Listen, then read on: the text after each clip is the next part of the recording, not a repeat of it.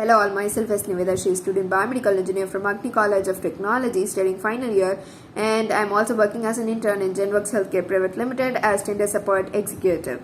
I'm here to talk about Agni College of Technology, and our college is lush with greeneries, well-equipped laboratories, workshops, and advanced computer centers, well-laid playgrounds for both indoor and outdoor games, and especially for cricket. We have well-stocked libraries with latest edition of books, novels, journals, and referral materials.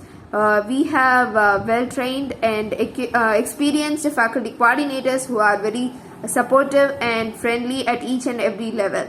Most of our faculty coordinators are doctorate holders, and we have attended various value-added programs, skill training programs, placement training, and technical training programs, which make us ready to face the industrial requirements.